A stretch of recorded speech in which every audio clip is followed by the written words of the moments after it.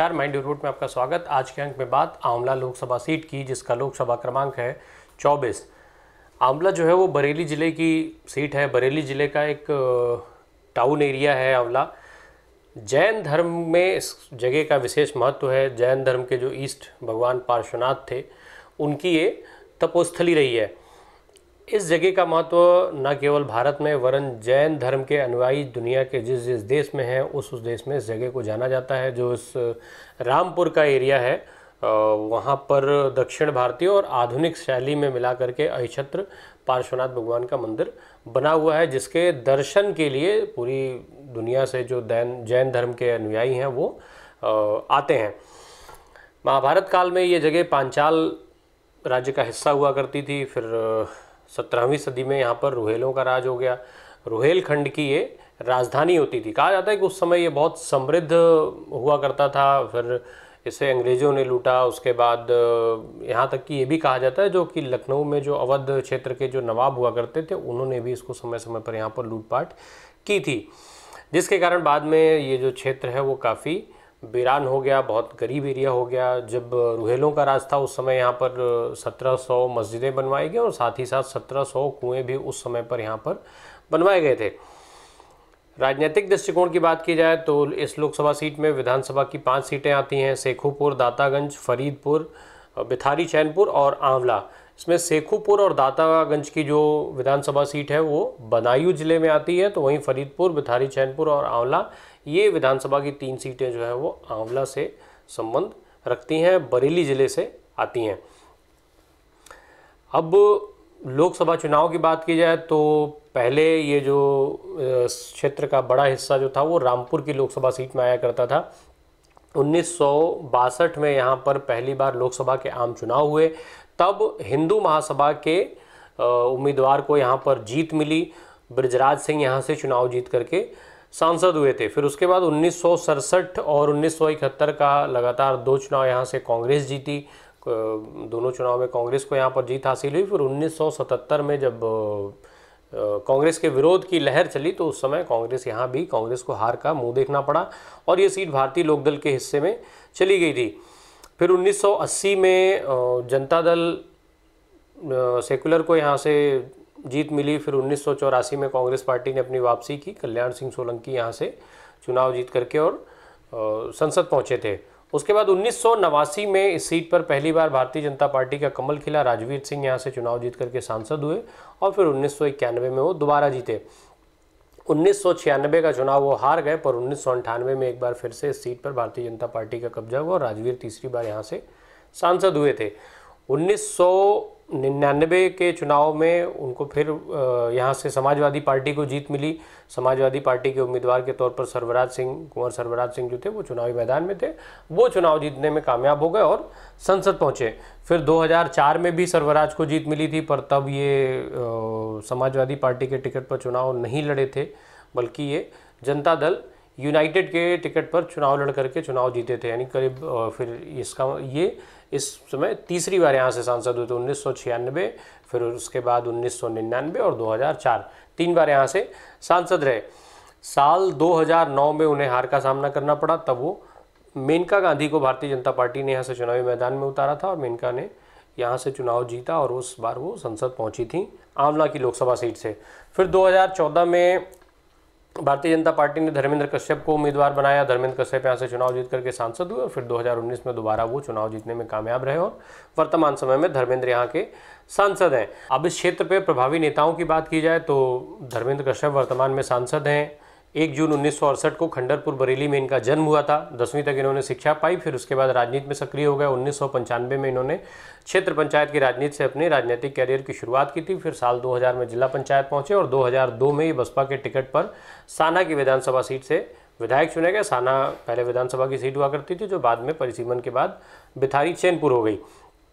जब बसपा की सरकार बनी तो इन्हें राज्य मंत्री बनाया गया। फिर 2007 में भी ये विधानसभा का चुनाव इसी सीट से लड़े, पर तब ये बसपा छोड़ करके समाजवादी पार्टी में आ चुके थे।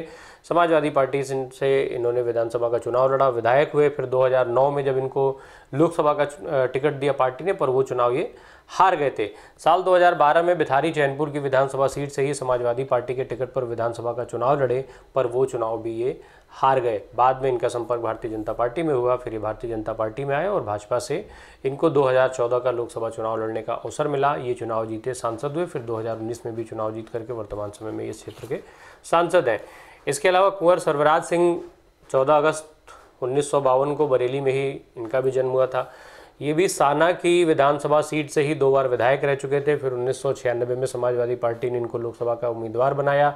ये लोकसभा चुनाव जीत करके संसद पहुंचे, पर 98 का चुनाव हार गए। फिर 1999 में इस सीट पर वापस कब्जा किया और समाजवादी पार्टी के खाते में इस सीट को डाला। पर 2004 के चुनाव में ये सपा से चुनाव न लड़ करके जेडीयू से चुनाव लड़े थे और ये चुनाव जीत करके तीसरी बार सांसद हुए थे। 2009 का चुनाव समाजवादी पार्टी के टिकट पर लड़े लोकसभा का, पर वो चुनाव ये हार गए। फिर उसके बाद 2014 का चुनाव भी हारे।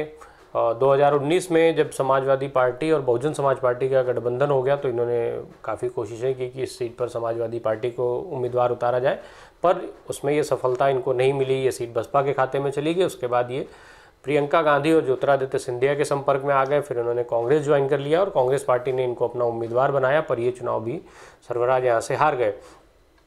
सर्वराज के लिए कहा जाता है कि पार्टी से अलग, दलगत राजनीति से अलग इनके अपने कट्टर समर्थक हैं जो हर समय इनके साथ रहते हैं, फिर चाहे ये किसी भी दल में रहें।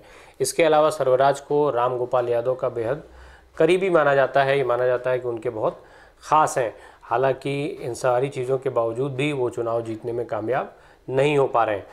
इसके अलावा क्षेत्र में रुचि वीरा का नाम आता है। रुचि वीरा बिजनौर की विधायक रह चुकी हैं, विधायक हैं। 2014 में जब कुंवर भारतेंद्र सिंह भारतीय जनता पार्टी से सांसद हो गए थे, फिर उसके बाद इनको वहाँ से उम्मीदवारी का मौका मिला था, तब ये बीएसपी के टिकट पर चुनाव लड़ी थी। उपचुनाव में भी वहाँ से इन्होंने भाग लिया था समाजवादी पार्टी के टिकट पर 2017 में, पर ये